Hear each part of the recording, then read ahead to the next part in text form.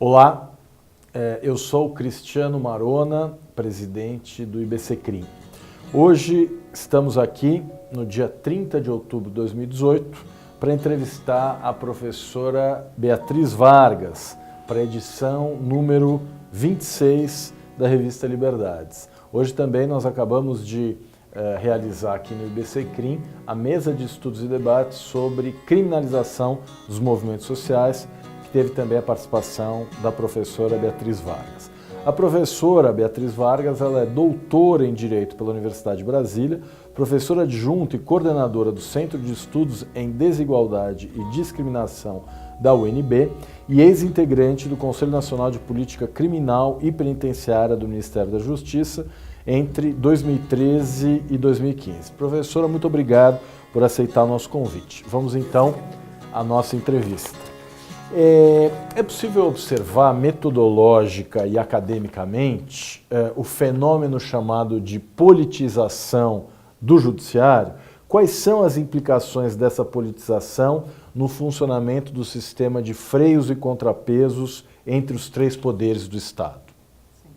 Esse fenômeno de politização, no meu modo de ver, é uma certa rebeldia aos limites que o próprio ordenamento jurídico, a Constituição, as leis federais colocam ao fazer do juiz.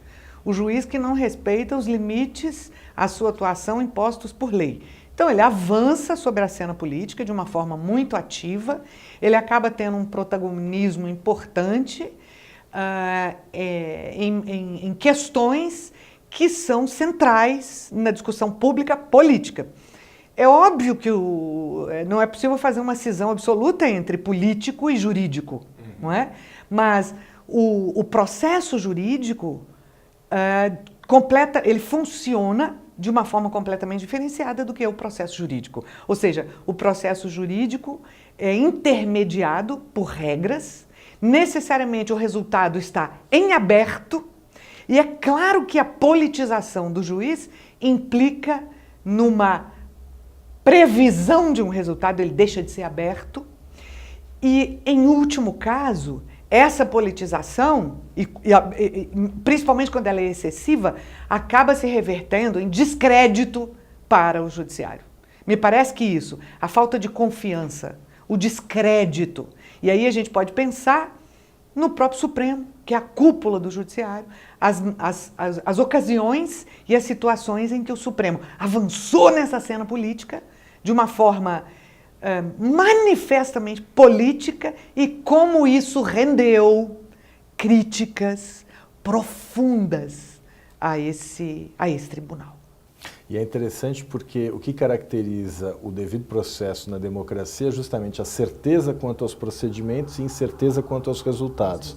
Exatamente. Na politização ocorre o oposto, a certeza em relação aos resultados e a incerteza em relação aos procedimentos. Né? Exatamente. E é inclusive uma fala luhrmanniana essa, né? Niklas Luhmann fazia essa diferença dos dois esquemas funcionais, né? E Boaventura de Souza Santos, que é um outro estudioso desse tema, também critica o que ele chama de um sistema de justiça que blinda amigos e persegue inimigos. Né? Exatamente. Professora, o Centro de Estudos em Desigualdade e Discriminação, coordenado pela senhora na Faculdade de Direito da Universidade de Brasília, faz parte do Comitê Assessor de Pesquisa do Processo Justa, democratizando a gestão da justiça. Esse projeto foi iniciado esse ano em conjunto com o IBCCRIM e mais 5 organizações, o CAPG da Faculdade de Administração Pública da FGV de São Paulo, o CESEC da Universidade Cândido Mendes do Rio de Janeiro, o King's College de Londres, a Pastoral Carcerária Nacional e a Transparência Internacional. O que te animou a participar desse projeto e quais são as suas expectativas pelo CEDD da UNB? Sim, o CEDD tem uma coordenação rotativa, periódica. Hoje as coordenadoras formais sou eu, a professora Camila Prando, trabalha também no projeto como pesquisadora, e a professora Janaína Penalva. Para nós, a ideia, a filosofia do projeto, ela tem muita aderência ao próprio grupo. Porque nós pesquisamos, entre outras coisas, nós temos muita atenção para o sistema de justiça, atenção para os processos decisórios. que é que inspira o processo decisório? A argumentação judicial, ao que ele se vincula, né? Então, exatamente porque o sistema de justiça, e sobretudo dentro do sistema de justiça, o judiciário alcança esse proscênio, né, na cena política, nós achamos que o projeto Justa auxilia a compreender esses mecanismos de poder do judiciário e fazer essa vinculação do judiciário como um órgão inserido nessa estrutura de Estado Democrático de Direito, né? São várias os temas, as temáticas, né? E aí isso vai ser esmiuçado na pesquisa, ela está no início, enfim. Nos anima bastante esse olhar para o sistema de justiça.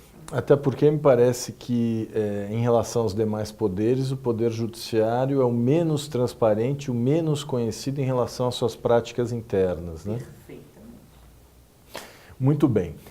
Um dos instrumentos formais que o Justa está investigando é justamente o dispositivo que o judiciário pode usar para atuar politicamente, inclusive em muito pouco tempo, que é a chamada a suspensão de segurança, prevista na Lei 8.437 de 92.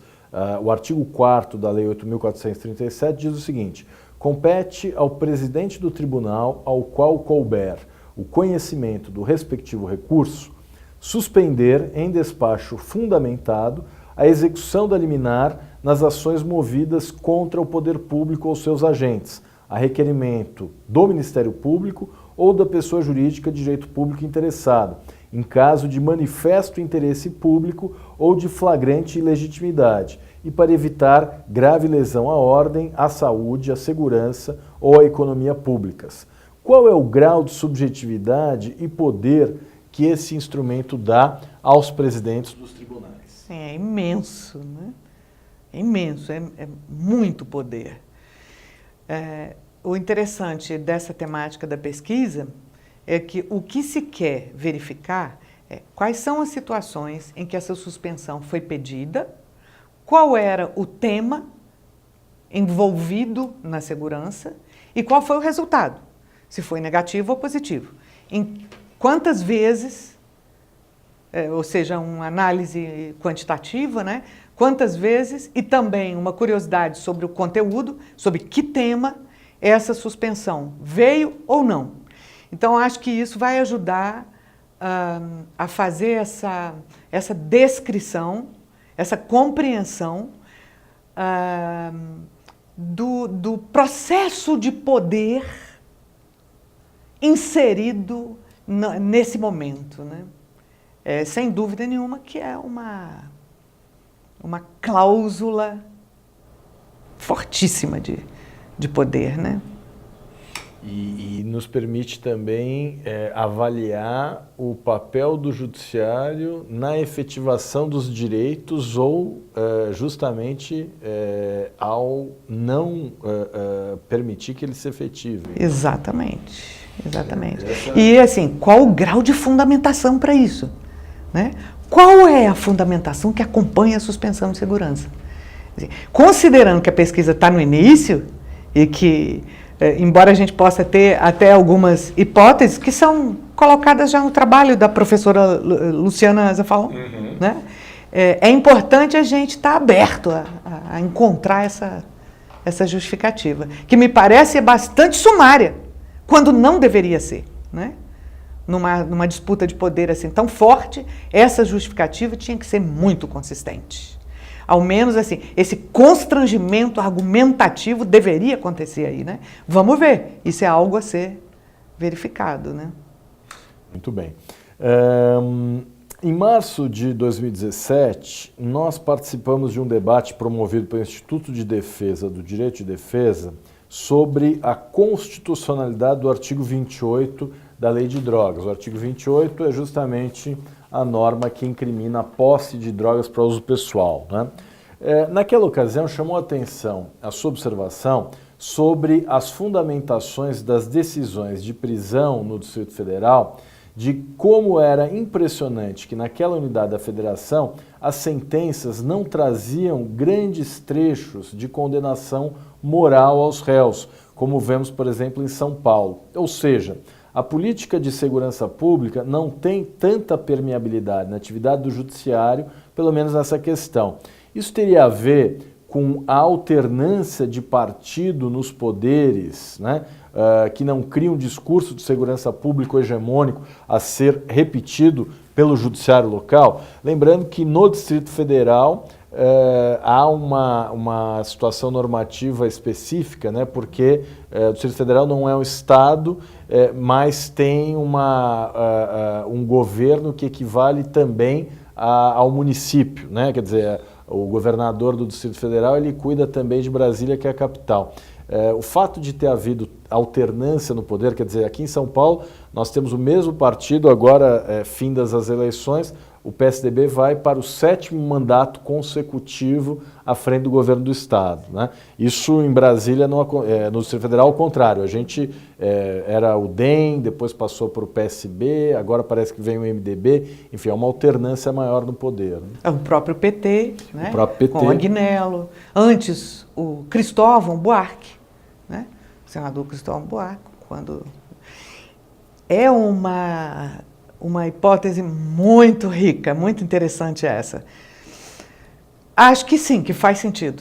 Essa alternância de poder e, portanto, uma maior independência, uma desvinculação com um discurso permanente de segurança. Na pesquisa, assim, eu não tenho elementos de pesquisa, eu não reuni dados que me autorizem a dar essa resposta, né? Eu acho que é uma resposta possível. O que eu percebi, sim, e que destoa de outras sentenças, como no Rio e em São Paulo, a regra são sentenças mais, vamos dizer, técnicas, sem essa retórica bélica, moralista. É como se, e como eu interpretei, é como se essa fosse uma situação dada. Vocês já sabem de quem eu estou falando. É o traficante.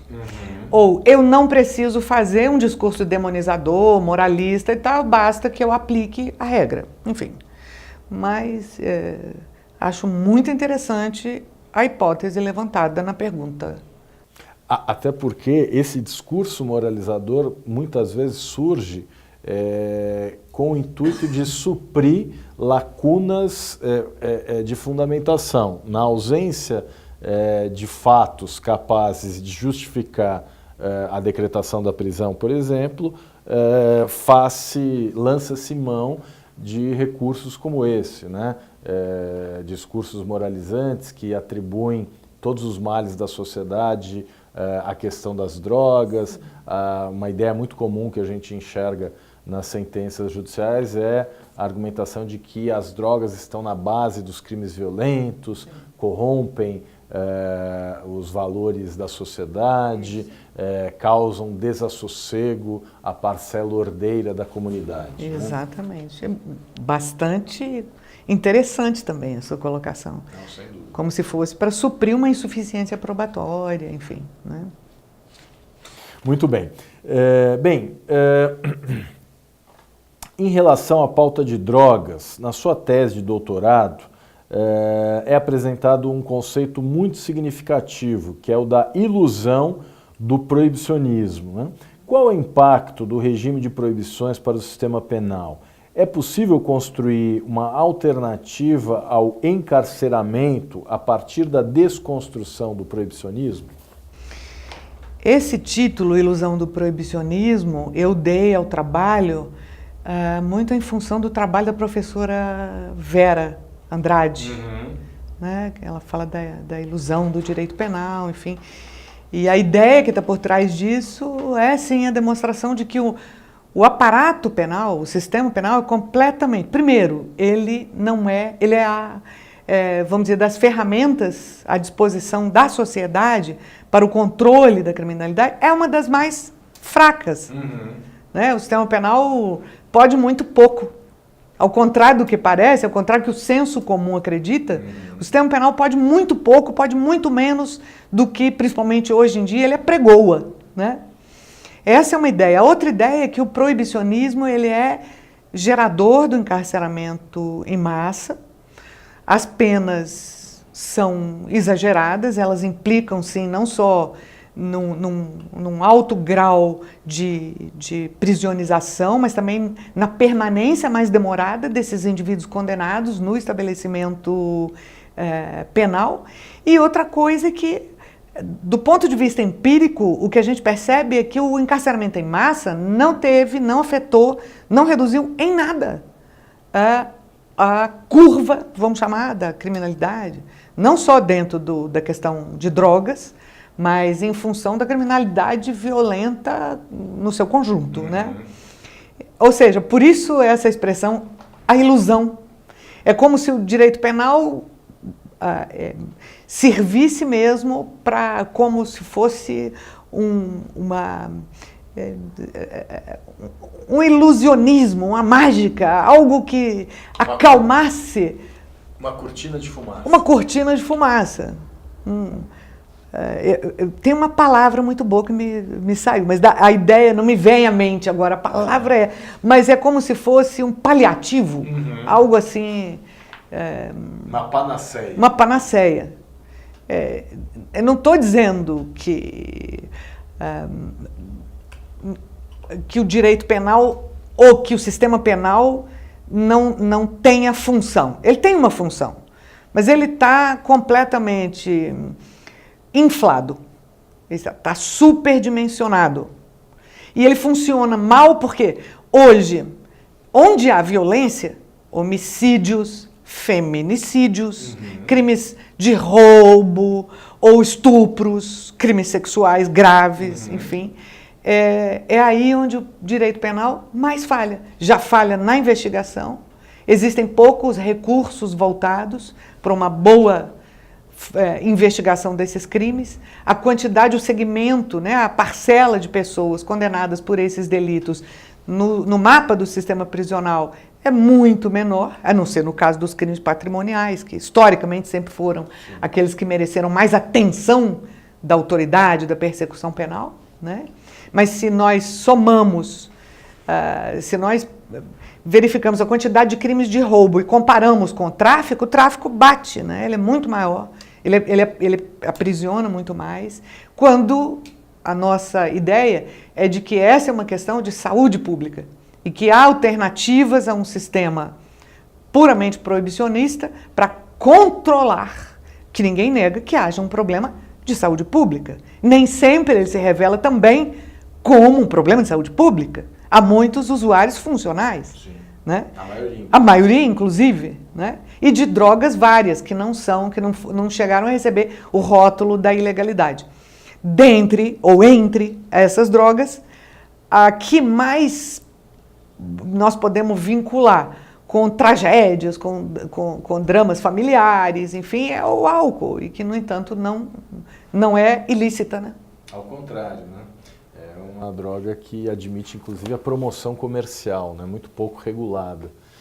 Talvez pelo fato de que a indústria da cerveja seja muito poderosa economicamente. Sim. Né? Bem, em relação à questão do encarceramento em massa, a senhora conduziu um projeto de pesquisa sobre a construção de políticas penais capazes de contribuir para o desencarceramento, né? A ideia de penas alternativas que são tão mal aceitas dentro do judiciário, né? Acho que, inclusive, se a gente fizer um retrospecto de alterações legislativas, há inúmeras leis com o objetivo de ampliar a possibilidade de aplicação de penas alternativas, mas nós temos um judiciário muito resistente a aplicar essas regras, né? Você poderia citar alguns resultados dessa pesquisa que foi realizada entre 2011 e 2016? É possível construir um caminho de desencarceramento no Brasil? Enfim, acho que um primeiro esclarecimento importante é que essa pesquisa ela não foi completamente concluída. Nós tivemos algumas dificuldades que implicaram em resultados parciais. E, basicamente, o que nós apresentamos foi a utilização que os juízes fazem da prisão preventiva e a análise judicial sobre a substituição de a medida de prisão preventiva por outra medida cautelar que não prisional. Aí nós conseguimos sim um saldo, né, de resultados mais interessantes. E o que a pesquisa mostra? Que há uma cultura tradicional, punitivista, que predomina. É muito mais fácil o juiz optar pelo encarceramento do que o contrário. Em situações em que ele poderia, inclusive, ter essa dúvida, ele acaba decidindo pela prisão, e que são poucas as vezes em que ele realmente se dá o trabalho de examinar a possibilidade de substituição dessa cautelar. A lei que modificou o Código de Processo nesse aspecto, né, ela tinha uma pretensão muito grande, que isso fosse realmente corresponder a uma fração de desencarceramento muito significativa. E na prática ela esbarrou nesse hábito do judiciário, nessa postura conservadora, enfim. Por um outro lado também, e isso é só um retrato do problema mais complexo, que é muito maior, porque nós temos que pensar que nesse campo é mais do que urgente medidas legislativas, né? Medidas ainda no campo da previsão da norma, para redução, aumento das hipóteses de cautelares diversas da prisão, maior controle, maiores requisitos para a decretação da prisão. Perguntou aqui sobre essa questão da possibilidade de se mudar esse modelo, né? A possibilidade há. Nós temos inúmeras pesquisas empíricas, pesquisas no campo do sistema prisional, que mostram não só a necessidade, mas a urgência de medidas nesse sentido. Nós temos todo um acúmulo, né, de reflexão, de discussão sobre isso, o abuso da prisão. Ou seja, num desenho de segurança pública, a prisão, o aprisionamento aparece como o núcleo desse sistema e um absoluto fracasso. Então, esse fracasso está mais do que relatado, fotografado, ilustrado, né? Então, o que nós vemos? Que aqui há uma forte divisão.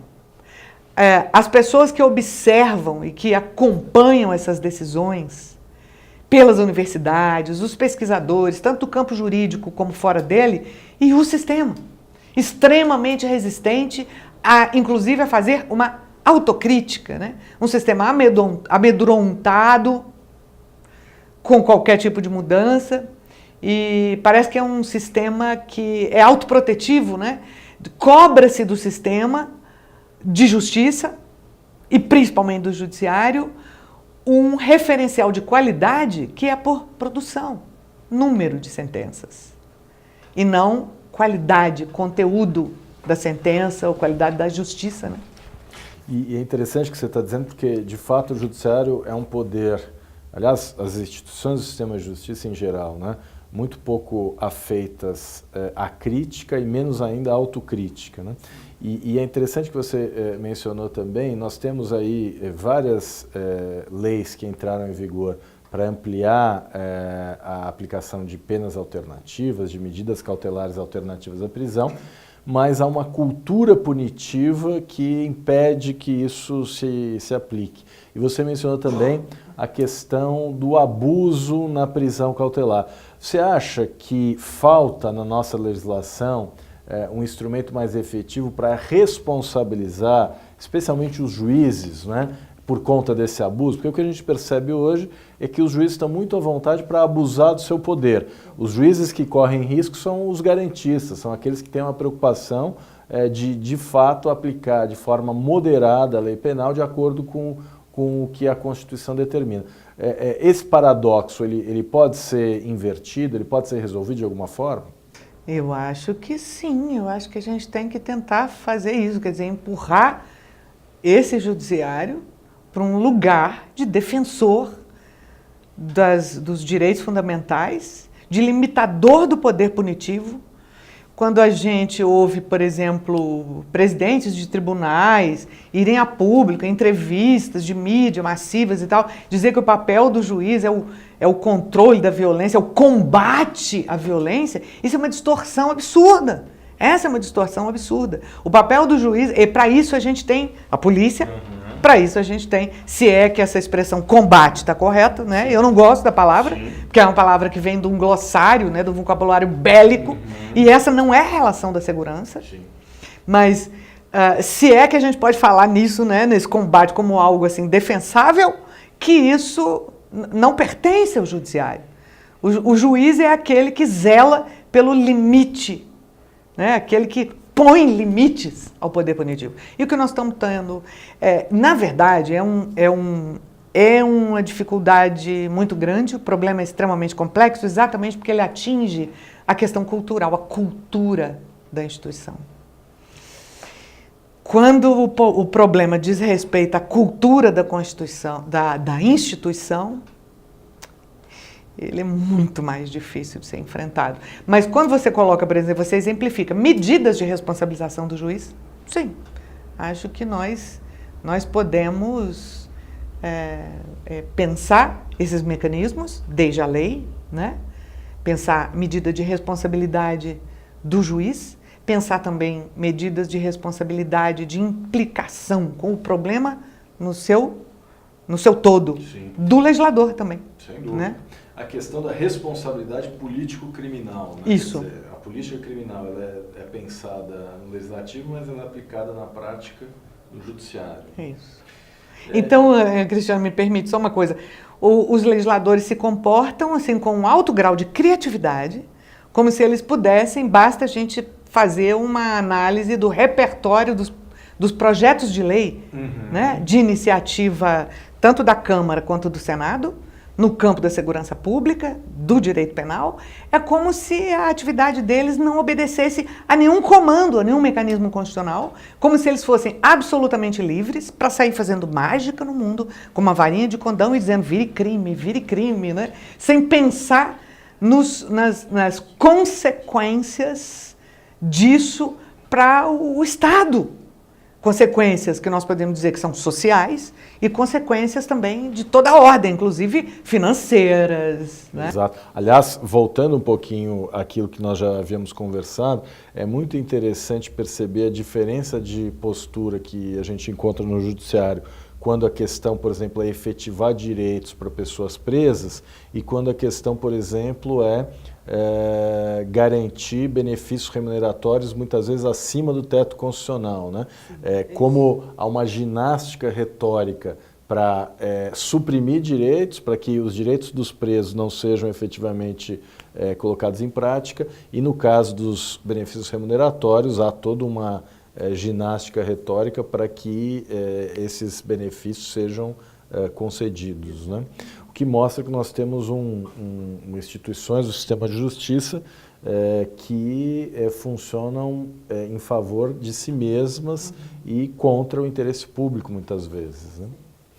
Bem, uma questão importante relacionada ao seu histórico foi a sua anticandidatura ao Supremo Tribunal Federal, né? Em 2017, após o falecimento do ministro Teori Zavascki, um grupo de juristas lançou a sua anticandidatura. Eu queria que você falasse um pouco sobre isso e como você viu o desfecho que acabou redundando aí na nomeação de Alexandre de Moraes para aquela vaga.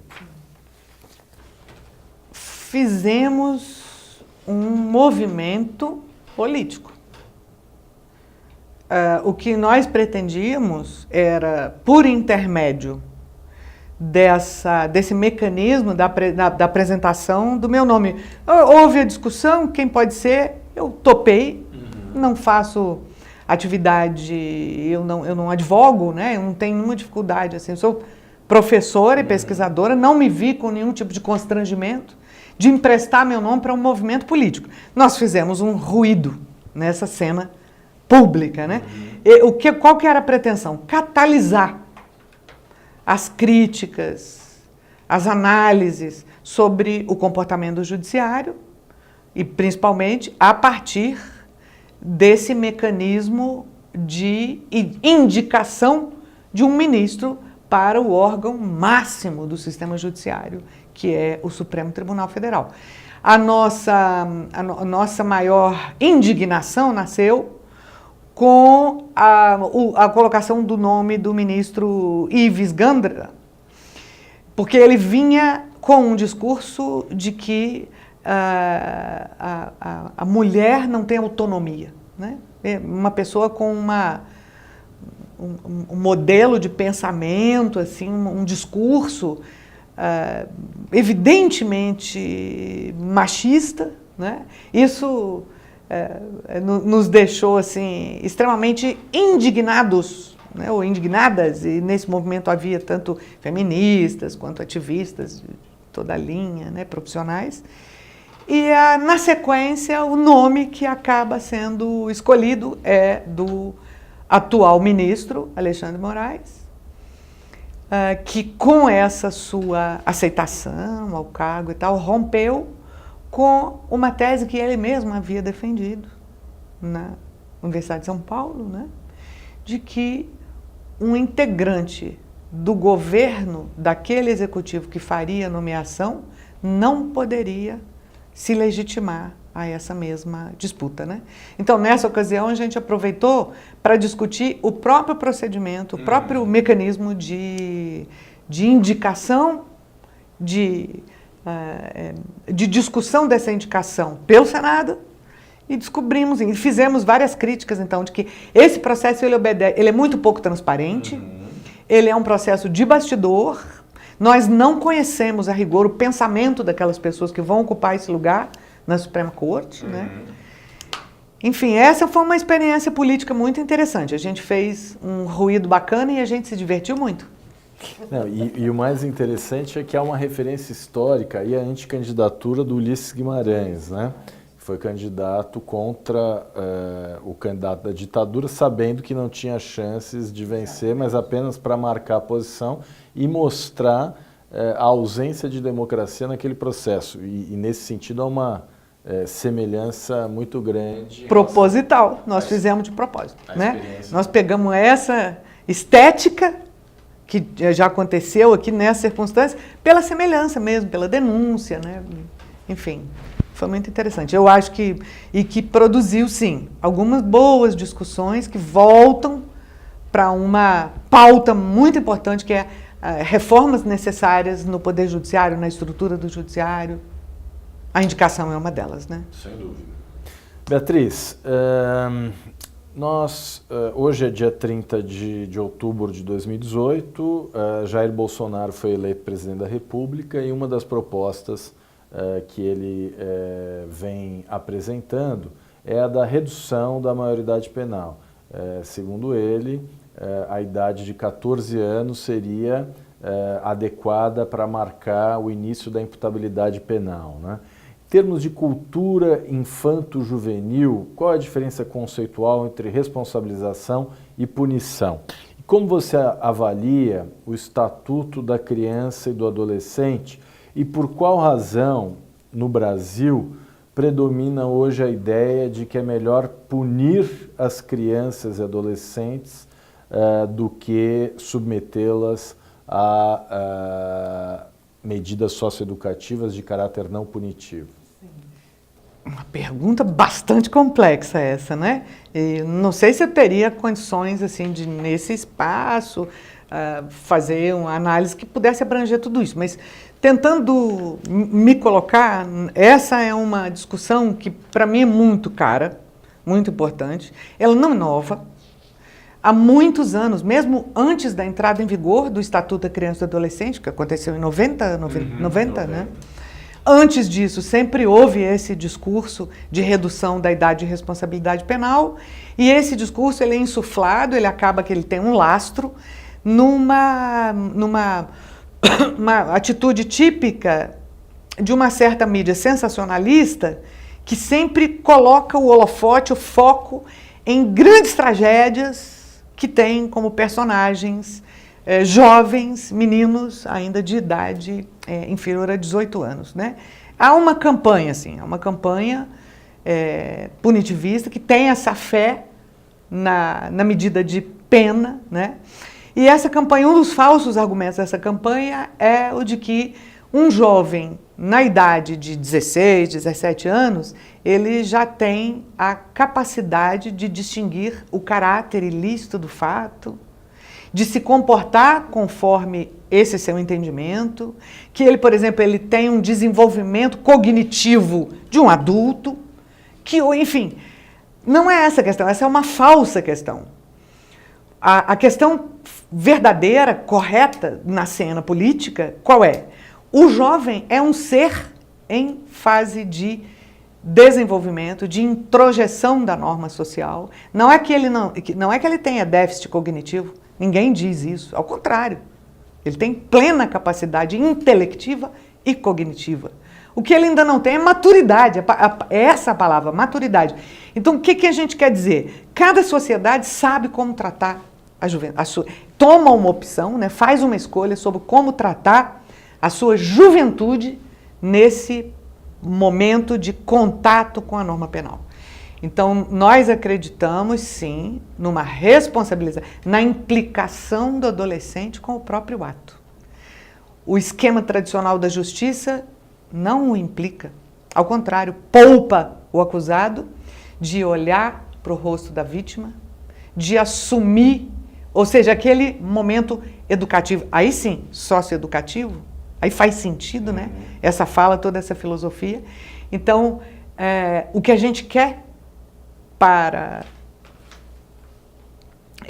o adolescente em conflito com a lei é um verdadeiro momento, uma verdadeira experiência de implicação com o seu ato, de aprendizado e de amadurecimento. E não que ele seja colocado prematuramente numa cela. Nós sabemos como são as celas do sistema penitenciário brasileiro, né? A barbárie que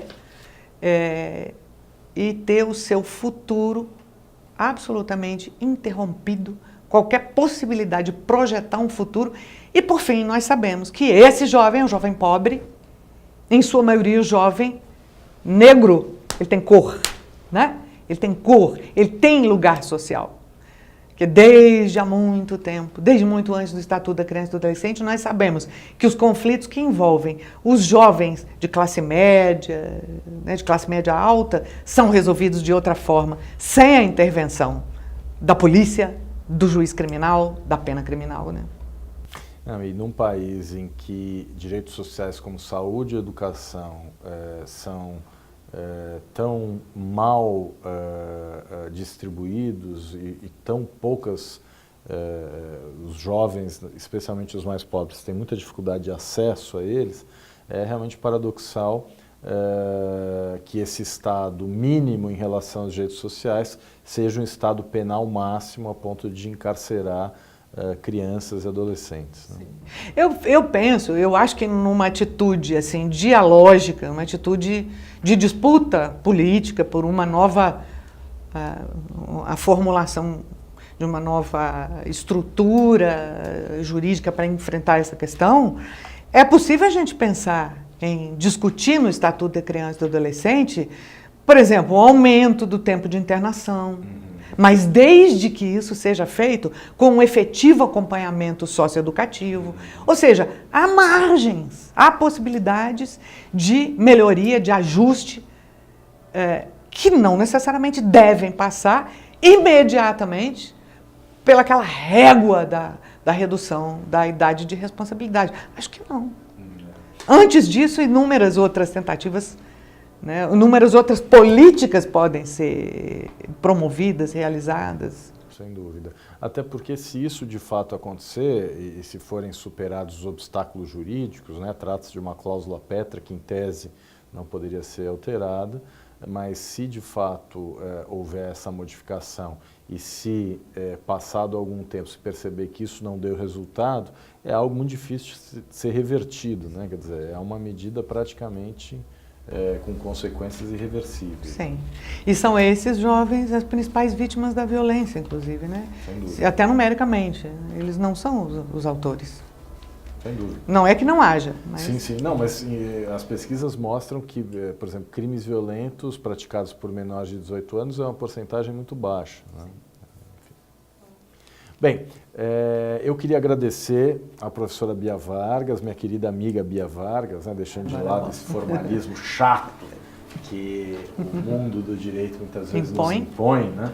Mas a gente tem que se rebelar contra isso, porque essas armaduras afastam a gente tem que estar próximo. Então, queria aqui demonstrar o meu afeto, a minha admiração por você, Bia, que é uma companheira importante, que vem fazendo um trabalho dos mais sérios e dos mais relevantes no campo das ciências criminais, né? Analisando, pesquisando e ensinando, né? Tarefas que são essenciais para um país que busca a emancipação política e social, né? Nós temos uma grande dívida social, uma grande desigualdade, e são pessoas como você que nos permitem sonhar com um futuro melhor. Então, queria agradecer mais uma vez a você, Bia. Grande prazer ter essa oportunidade de bater esse papo. Eu tenho certeza de que os que vão nos assistir, os que vão ler essa entrevista na revista Liberdade, certamente poderão compartilhar essa opinião. Muito obrigado. Eu que agradeço. Recíproca, admiração, simpatia, empatia, respeito. Muito obrigada. Legal.